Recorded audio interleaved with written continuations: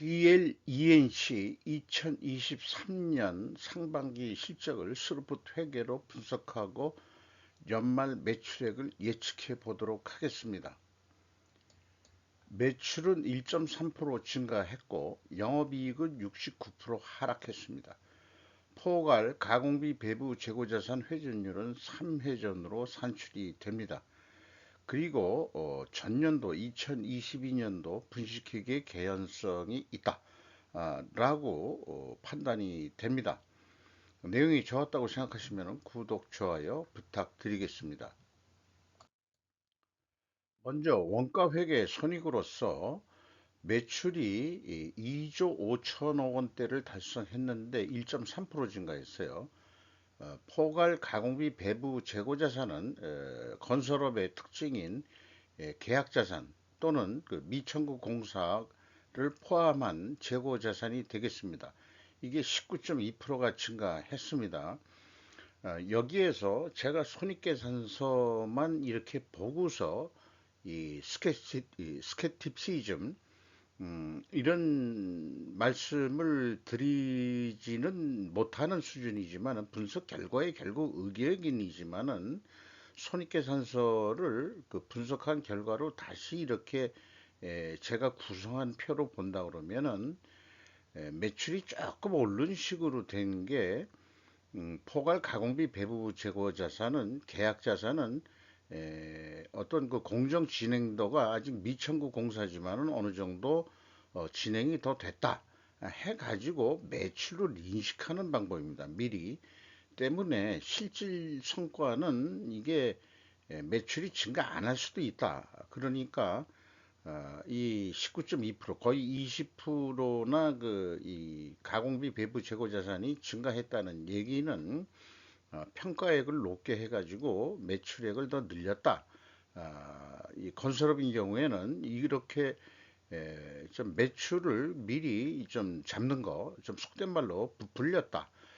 그렇게 해서 매출은 그렇게 좀 뭐 전년도 수준 했는데 결과적으로는 원가들이 더 많이 증가했으니까 9.1% 매출 증가율보다 그러니까 이제 매출 총액도 떨어지고 판매 관리비를 뭐 줄였다 하더라도 결론적으로는 전년보다 영업이익이 942억 원으로서 61.8%가 감소한 것으로 그렇게 결산을 했습니다. 아마 실질적으로는 더 손해가 났을 거예요.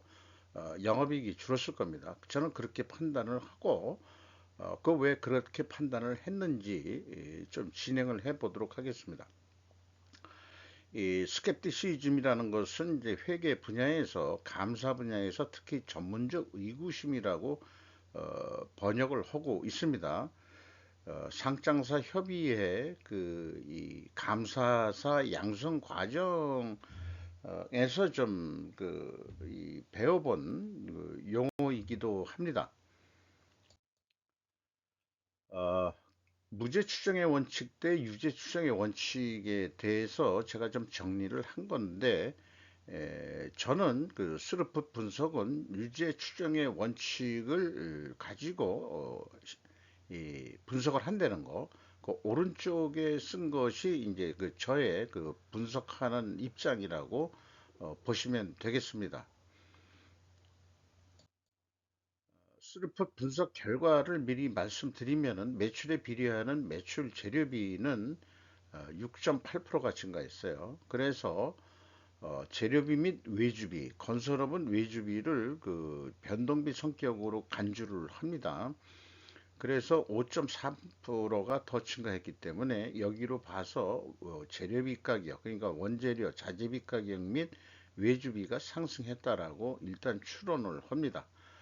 수루풋은 줄어들었고요. 수루풋율은 3.6% 하락을 했습니다. 운영비용 14%가 증가했어요. 판매 관리비 줄였다 하더라도 실제 현장 건설 비용은 더 늘어났다는 얘기죠. 그래서 생산성 떨어졌고 영업이익은 733억 원대로서 69%가 하락했습니다. 원가회계 영업이익보다는 무려 한 210억 원이 적은 수치입니다. 이것이 이제 그 가공비 배부 재고자산에다가 그 계약자산이 크게 증가했기 때문입니다. 그래서 재고자산 내역으로 확인을 하면은 이 WCAI 가공비 배부 재고자산은 상품이 있고 완성주택, 미완성주택이 있습니다. 미완성주택은 제조업으로 치면은 제공품이라고 볼 수 있겠죠. 이 완성주택은 줄어들었다는 것은 분양이 좀 많이 됐다는 얘기일 거고, 미완성주택은 아직 공사 중인 거, 이런 그 주택 분야는 이제 자기 사업 위주로 하는 걸 거고요. 요거는 43억 원을 줄였습니다만은, 어, 그 계약 자산은 1018억 원이 증가했습니다. 이것이 대부분 자기 그 직영공사가 아니고 민간이나 이제 그 관급 공사를 수주해 가지고 또 해외 공사도 있을 수 있겠죠. 그 진행도가 그더 늘었다. 이런 얘기가 되겠습니다. 그래서 이게 이제 여기에도 그 계약 자산을 평가하는 것은 그 자재비에다가 그 가공비도 그 얹어져 가지고 평가가 되는 거니까 이렇게 그 재고의 증가는 그 이 영업이익의 증가다 하는 원가 회계의 그 선을 넘어서 매출 자체를 증가시키는 거거든요. 그렇기 때문에 이제 그 계약 자산이 잘못 이용되면은 실제 그 정상적인 것보다도 더 매출이 부풀려질 수 있다. 이렇게 이제 보게 되는 겁니다.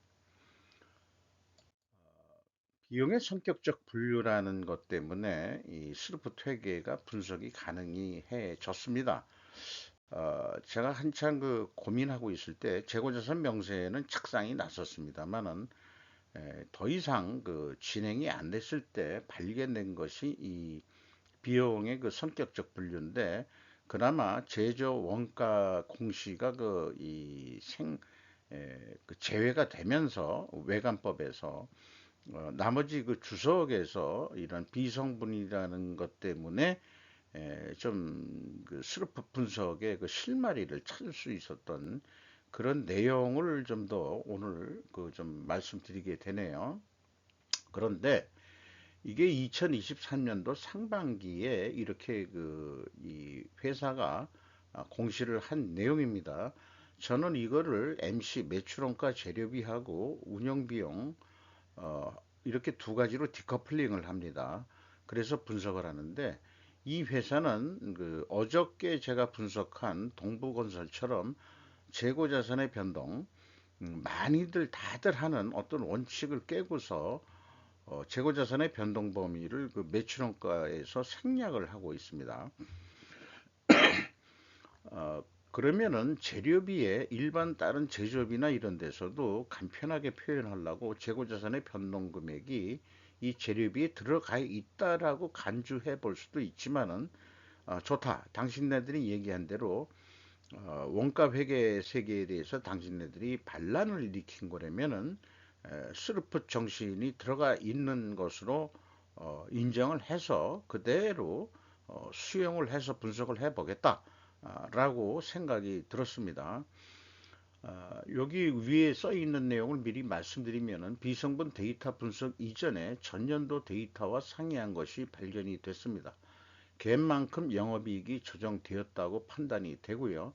2023년 상반기 공시 매출액에서 전년도 상반기 매출액은 근데 변동은 없어요. 매출액은 변동이 없는 겁니다. 그 상태에서 비용의 성격적 분류 금액만 113억 원이 차이가 납니다. 그러니까 2022년도 상반기에 이렇게 그 2조 2,465억 원으로 그 전체 영업 비용을 공시를 했는데 전년도 상반기에 공시한 내용은 2조 2,579억 원이거든요. 그러면 작년이 더 많았어요. 근데 왜 이렇게 또 줄였을까? 113억 원을 줄였는데 그러면은 이제 영업이익이 더 좀 나오게 그 결산을 수정했다는 얘기인데 일반적으로 수정을 하면은 사업 보고서 수정 보고서를 그 공시해야 되는데 그런 것도 없어요. 그러면은 이것은 비공식적으로 살짝쿵 그 작년도 상반기 실적을 113억 원 줄여서 공시를 했다라고 볼 수밖에 없는 거죠. 그래서 재료비는 380억 원이 오히려 증가한 거로 돼 있고, 그 다음에 이제 운영 비용은 493억 원을 줄인 거로 돼서 전체적으로는 113억 원이 줄어든 것으로 이렇게 되어 있습니다. 이게 이제 분석 이전에 이게 미리 발견이 되니까 어, 좀 작년도께 문제가 있다.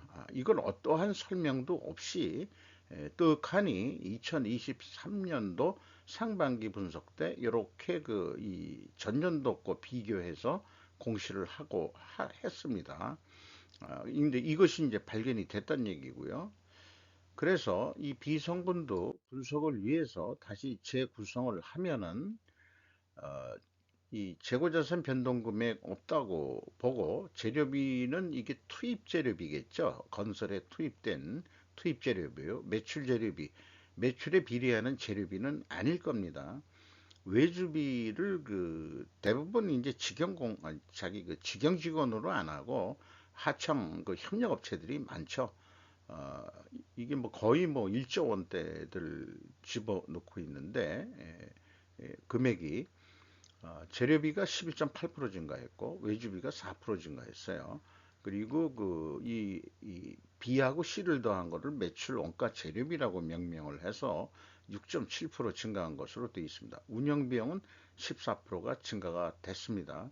이 운영 비용에서 판매 관리비를 빼게 되면은 이게 제조업으로 치면은 가공비인데 이거가 이제 현장 운영 비용이라고 보면 되겠죠. 이게 총 그 영업 비용에 비해서 건설 비용에서 21% 포션입니다. 그래서 재료 비율하고 외주비 포함한 재료 비율은 79%, 1.7%가 하락을 했어요. 그래서 여기에서는 재료비 및 외주비가 하락했다고 2차적으로 추론을 하게 되는데 손익계산서를 보면은 1차 추론과 모순이 되죠. 재료비 및 외주비가 상승했다고 보는데 여기에서는 내려간 것으로 이렇게 됩니다. 에, 이런 그 모순이 생길 때 생기는 것 자체가 과연 그 데이터들의 어떤 신뢰성이 있는 거냐 하는 의문을 우리는 갖는 연습을 해봐야 됩니다. 재고자산의 변동은 그나마 재고자산 명세의 증감으로 비교 검증은 가능했는데 이걸 안 해버리니까 그러면은 그 원가에 크게 영향을 미치는 것이 이 재료비가 얼마나 들어갔느냐인데 원가 회계 산식에 반란을 일으킨 것 같은 매출원가 산출이 동부건설에 의해서 발견되었습니다. 그리고 아까 그 앞장에서 얘기한 그 금액 차이가 여기에 그 매출 재료비하고 여기다가 표시를 했습니다. 113억 원을 어, 매출원가하고 판매관리비를 한 게 총 영업비용인데 2조 2,579억 원으로 결산이 돼 있는데 그 명세 쪽에서 보면은 2조 2,460억 원으로 되어 있죠. 그래서 이게 이제 113억 원이 차이가 난다는 것을 발견하게 된 거죠. 재료비의 금액을 비교할 대상이 없으므로 그대로 인정하기 어렵습니다. 이 재료비라는 것을요. 대안은 있다. 바로 재고 흐름 공시를 의무화해야 된다. 쭉 저는 주장하고 있는 겁니다만은 다음 장에서 말씀드리면은 이게 재고자산 흐름 명세를 제가 그 양식을 좀 구상했던 건데요. 이렇게 아까 자재비 원재료라고 얘기를 하면은 입고 금액, 출고 금액, 출고 금액이 건설에 투입된 재료비가 되겠죠. 뭔가 비교 대상이 될 수 있는 거를 제시를 해야 될 겁니다. 이런 식으로 공시를 해줘야 기업의 신뢰도가 저는 올라갈 수 있다라고 강력히 주장합니다. 그리고 이 회사는 재고자산 평가를 안 한 것으로 되어 있어요. 그래서 잘은 했다. 그러면은 이제 뭐가 그래도 맞아 떨어져 있는데 나중에 설명드리겠지만 또 차이가 있습니다. 저는 주장하는 것은 재고자산은 평가하지 말아라. 현실같이 그런 식으로들 표현하는데 이동평균법으로 충분하지 하지 않는가 하는 의견을 제시를 하게 되는 거죠. 그리고 이제 이 재고자산의 변동범위 기준은 무조건 그 가공비가 배부되는 재고자산만 대상으로 해야 된다. 매출원가의 그 대상은 이렇게 그 강조하는 바입니다. 그래서 그 재고자산 매출원가 회계투명성 검증 3단계 과정을 만들었는데 PQ총 건설 비용에 975억 원 갭이 있습니다. 이것은 PQ총 생산 재료비인데 그 건설 재료비라고 이해를 하시면 되겠죠. 이게 동일한 금액이고 여기에서 계약 자산을 그 증가액을 그 감해 주면은 갭3로 43억 원이 나오게 됩니다. 어, 그런데 이 회사가 WCAI 재고자산의 변동 범위를 제외하고 매출원가를 계산했으니까 그것까지 빼줍니다. 그러면은 맞습니다. 수치는 맞아 떨어지는데 수치가 맞아 떨어진다고 투명하다는 얘기가 아니고 성과는 왜곡이 된다. 이런 말씀을 드리는 거고 아니면은 그 WCAI를 제외한다는 것은 스루프 정신이 들어갔다. 라고 인식을 해볼 수도 있어요. 그런데 전년도 거는 이제 149억 원이 그 WAC 증감액이 있는데 요거 차감액이 아까 그 오차난게 오류가 돼서 수정 이 공시한 금액하고 그 차이하고 일치합니다. 113억 원 이렇게 해서도 이런 식으로도 차이를 찾아낼 수 있습니다. 그리고 이 2단계 WCAI는 그 원칙적으로 했을 때 원가 회계상 이렇게 있는데 비교 대상이 있을 수가 없죠. 자기네들은 뺐으니까. 그러니까 이제 2단계 43억 차이가 난다는 거. 작년에는 149억 차이가 나고 이런 상황이고요. 현금 흐름표 기준에서 차이가 또 있습니다. 이 현금식으로 읽으면은 545억 원의 현금이 들어왔다면은 재고자산이 545억 원 줄어드는데 510억 원뿐이 줄질 않았어요. 그러면 한 34억 원이 어디서 꽁돈이 들어온 건데 대부분 뭐 일반적으로는 재고자산이 손실 평가 환입을 잡는 경우들이 있는데 그런 거 아니냐라고 해보지만은 재고자산 명세에서 이 회사가 재고자산 평가 손실 작업을 했다 하는 것을 발견할 수는 없습니다. 그래서 현금 흐름표도 맞질 않아요. 음, 약간 뭐가 많이 불투명합니다. 그리고 더 문제가 있을 수 있는데 더 문제라기보다는 계약 자산이 현금 흐름식에도 비교를 해보면은 현금식으로 이것도 읽으면은 현금이 1033억 원이 나갔으면은 계약 자산이 1033억 원이 증가해야 되는데 1018억 원뿐이 증가를 안 했어요. 그러니까 현금 15억 원대가 어디로 돈이 날라갔냐 현금식으로 물으면은 이것도 차이를 발견할 수 없습니다. 그게 무엇인지. 일반적으로 제조업에서는 대손상각에 이게 포함이 돼 있다 이렇게 얘기하는데 아, 작년도께 분식회계 개연성이 있다고 했지만 올해도 여전히 불투명한 건 마찬가지지만은 이 2022년도에 계약자산의 갭이 현금이 108억 원 나갔는데 계약자산이 249원, 141억 원이 더 추가로 증가가 됐어요. 현금이 안 나갔는데도 어떻게 141억 원이 더 추가로 증가할 수 있느냐. 그러면 그게 뭔가 수정했던 비성분 갭의 상관 여부가 있는 금액하고 그 금액대가 유사하다 이 말이에요. 이게 이제 인과관계는 아닙니다. 예, 상관관계가 있지 않을까 저는 이제 추정을 해보는 거죠.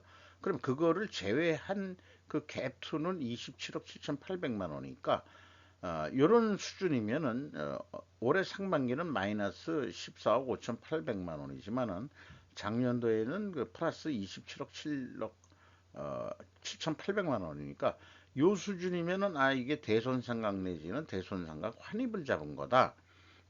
요렇게 이제 이해될 수 있지 않을까 그렇게 생각합니다. 갭이 대손상각이라면 아직 청구도 하지 않은 미청구에 대해 대손상각 처리했다는 얘기인데 이것은 매우 불합리하고 비상식적이라고 저는 그렇게 생각을 합니다. 운영 비용에서 그 인건비를 비교를 해보면은 어, 직원 수가 그 93명이 증가해 가지고 증가했음에도 불구하고 인당 평균 임금은 연간 8,200만 원 선으로 예상이 됩니다. 전년도에는 7,500만 원 선이고요. 대형 건설사는 한 1억 수준 되는 것으로 현대건설, GS건설, 대우건설 이런 데는 한 1억 선 정도 되는 거로 제가 지금 기억을 하고 있습니다. 9.8% 임금 상승이 될 것으로 예상이 되고요. 지급 수수료 등 재수수료가 6% 상승을 증가를 했습니다. 자, 오래간만에 직원 수 5,600명에 대한 구성 내용을 가져왔습니다. 여러 가지 그 사업부별로 남녀 직원 이렇게 해서 했는데 정규직 직원이 3,500명, 이 기간제 근로자라고 표현되어 있는 게 이제 비정규직이라고 얘기할 수 있고 우리가 보통 파견사원 그러잖아요. 그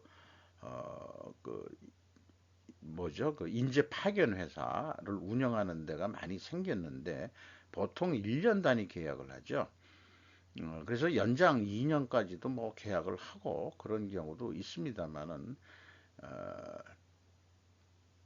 누적 퇴직금을 안 주려고 이런 식으로 하는 건지 우리나라 그 파견 제도가 결국 인건비 절감하려고 이런 식으로 되는 건지 그래서 그 비정규 직원들의 애환 같은 것도 있는 거죠.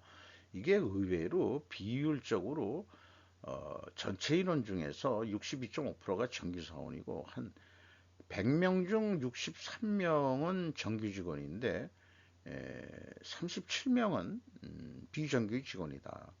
근데 똑같은 일을 하느냐, 똑같은 일을 하면서 이렇게 되는 건지, 이런 것들이 어떤 그 기업 사회에 어떤 심리적인 문제에 어떤 작용들을 할까, 그런 것들이 매우 궁금합니다.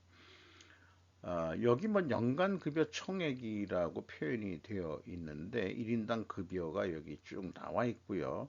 요건 그래서 이 상반기 쪽 아니겠느냐 이렇게 봅니다. 상반기를 한 거. 저는 8,200만 원 연간 보고 있는데 4,800만 원. 그러면은 요거 딱 두 배만 하면 9,600만 원 선 되는 거 아니겠냐.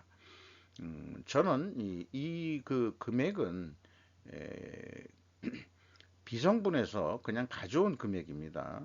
이게 퇴직급여까지 포함이 돼 있는 건지 그 여부는 따지진 않았어요. 그냥 인건비라고 되어 있는 것만 가져온 금액이니까.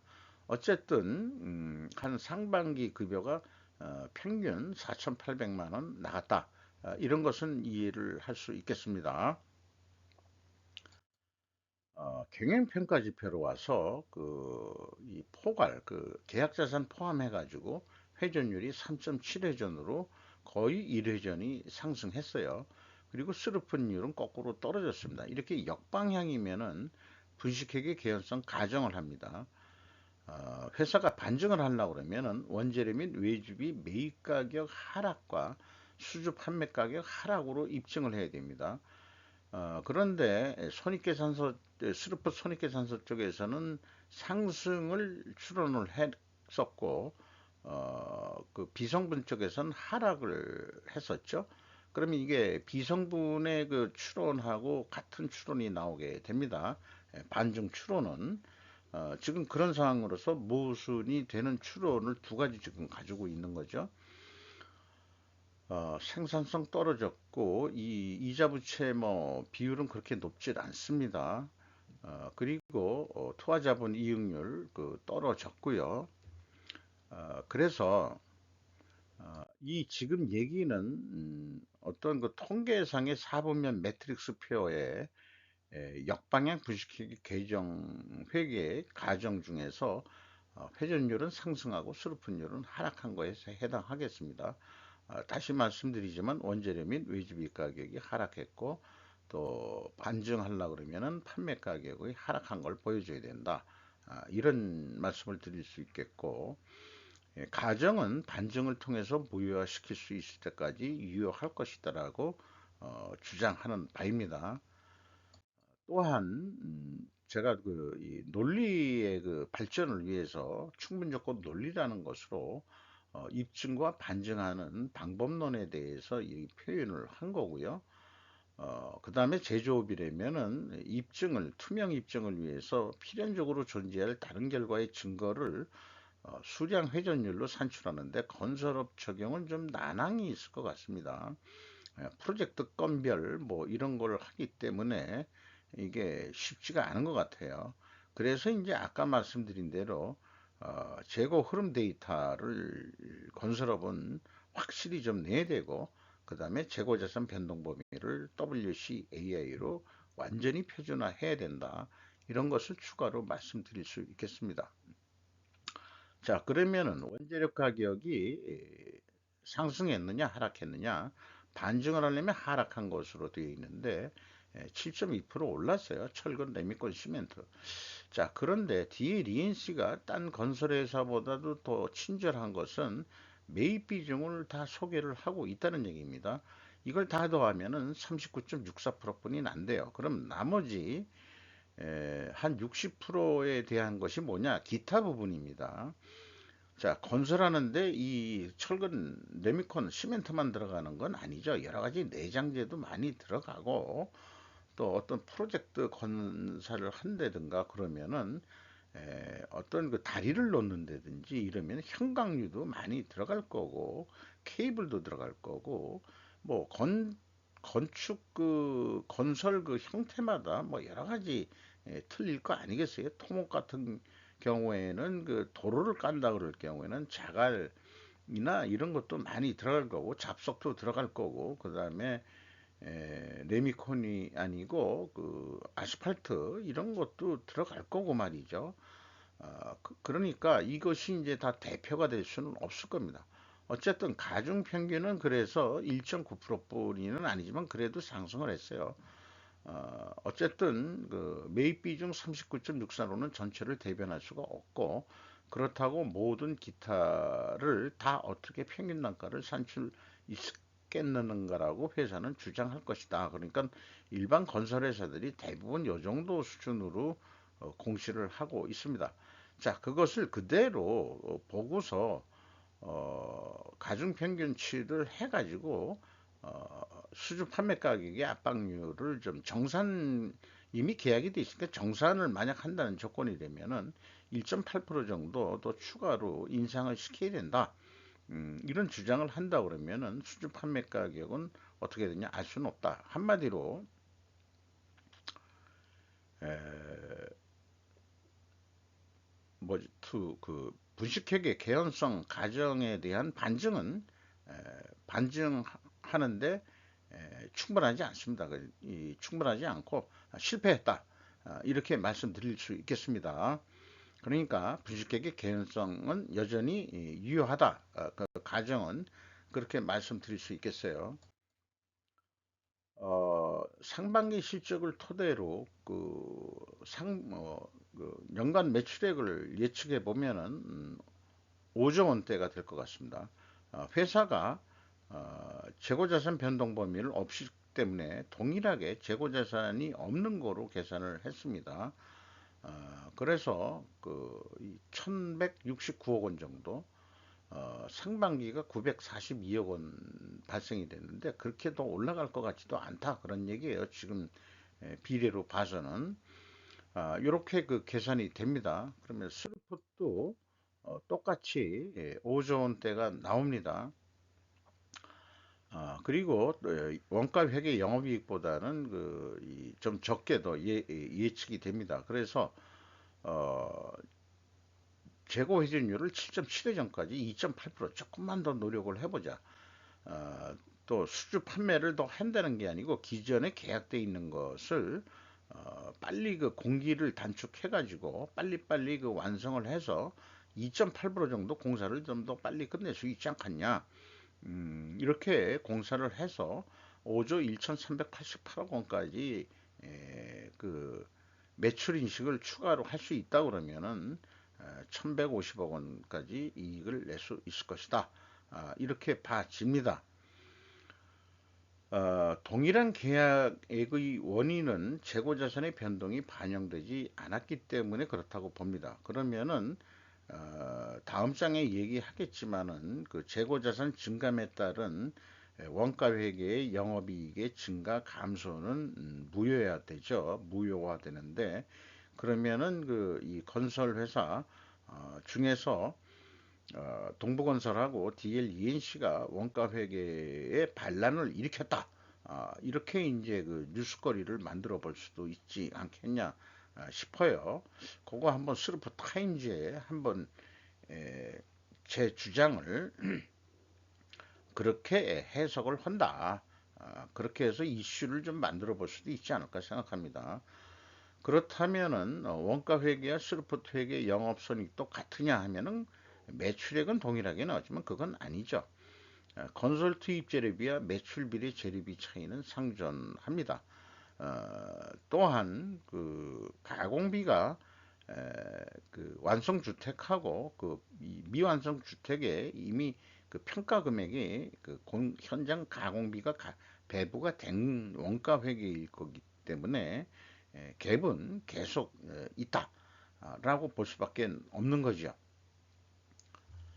그래서 제가 이 분석 경험을 통해서 만들어 놓은 재고 감소의 경우, 재고 증가의 경우, 거창하게 디프레이션, 인플레이션 이런 식까지 그 생각을 해본 건데 이 사면 어디에도 해당하지 않은 내용이 나오게 됐어요.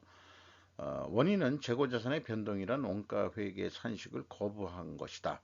기왕 반란을 일으켰으면 완전한 스루프 개념을 도입해 줬으면 얼마나 좋을까 라고 생각을 합니다. 그러면은 완성주택이라든가 미완성주택의 가공비가 애드가 안 되니까 자재 그 재고자산 계정명은 바뀌더라도 원재료 가격이 그대로 넘어가는 겁니다. 원재료 가격이 그게 완성 주택까지 그대로 재료비 가격만 넘어가는 겁니다. 건설업은 외주비 포함해서 그거까지만 넘어가는 겁니다. 이렇게 그 재고자산까지 평가해 줄 용기 있는 데가 있을까? 그러니까 비성분 쪽에서의 그 이 재고자산의 변동을 적용 안 했던 것은 지금 봐서는 재료비에 그 금액까지 포함되어 있는 거 아니냐 라고 생각해 볼 수도 있고요. 그러나 제가 스루프트 회계를 강조하는 입장에서 해석할 때는 반란을 일으켰다. 원가 회계 세계에 이렇게 좀 한번 생각해 봐도 재미있지 않을까 싶습니다. 설명이 길어져서 좀 시간이 걸렸습니다. 주가는 3800원으로서 연초보다 2950원이 감소했고요. 요즘 시가총액이 유행인 모양인데 시가총액 내려갔고요. 그리고 DL이 23.15% 가지고 있고 연금공단이 11.28%, 외국인이 26.23%. 지금 봐서는 외국인 지분이 더 높습니다. 아마 영향력이 꽤 셀 거로 보입니다. 골드만이 눈에 띕니다. 이상 마치도록 하겠습니다.